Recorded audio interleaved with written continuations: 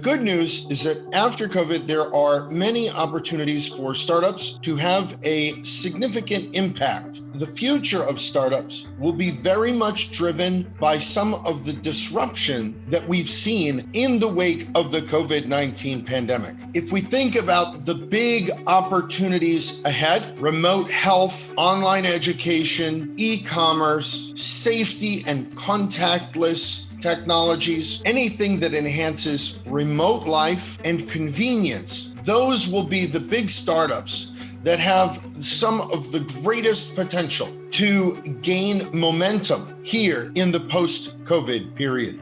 As we look at remote work, the changes were already happening. You can see at the bottom of this chart, as you can see, over 40% of people with advanced degrees worked at home to a certain extent. And people with bachelor's degrees, those were more than a third. So education has a big piece to do with remote work. And as more people are getting more education and societies move to more advanced levels of overall education and more professionalization of occupations, there are more people who will be capable of working remotely. And in Korea, as in the United States, education attainment has been rising over time. If we look at massive open online courses, we've seen that number. This is a decade of data, right? This isn't something totally new. It's not that all of a sudden we had COVID-19 and then people started taking classes online. So if we think about increased education opportunities,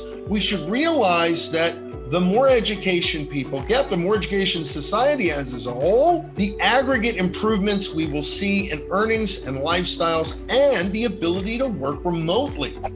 During the COVID-19 pandemic, the initial outbreak and the economic shutdown and the recession, supply chain kept goods moving. Services demand has gone down, but goods demand has been strong. The percent of e-commerce retail in the United States went from around 12% to over 16% in one quarter. This has happened in many countries as a result of the pandemic. And global manufacturing has improved. Although there was a recession, and you can see it here on the right, the COVID-19 manufacturing recession. On the left, you see how much deeper the Great Recession from 2007 to 2009 was. Those three indices here represent 60% of global GDP. Manufacturing, although taking a hit, has rebounded strongly.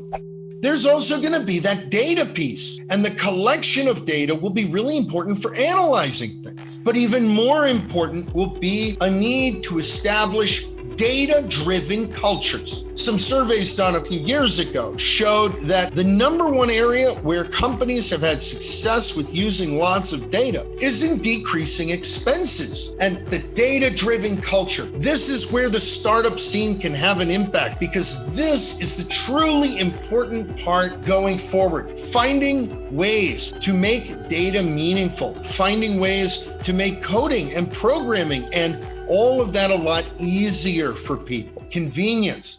Now, as we think about the financial dynamics around startups, there are a couple other things that are very favorable. One is that companies that lose money actually have better IPO days than companies that had positive earnings. So even if you have a startup and it's losing money, this doesn't hinder your IPO day from being a blowout. This is the ratio of the returns for companies with negative earnings per share to the return of companies with positive earnings per share. In 2018, this was pretty close to 200%. That means if you bought a company and it was losing money on its first IPO day, it had double the return of a company that was generating positive earnings on the first IPO day. This is very interesting. And the reason this happens is because the number of companies with negative earnings per share has been going up, and that's not out of the ordinary. The second reason is that there's a lot of demand. There are not many IPOs that happen anymore. So even though the percent of the IPOs going up have negative earnings per share, there aren't many anymore. Furthermore, there are half as many publicly traded companies now as there were 20 years ago. In other words, there aren't as many companies to invest in because there's almost half as many now. This this is very supportive for companies that are startups because the chance of acquisition is very high. And if you IPO, even if you're losing money, the chances are you're going to have a very successful IPO on average.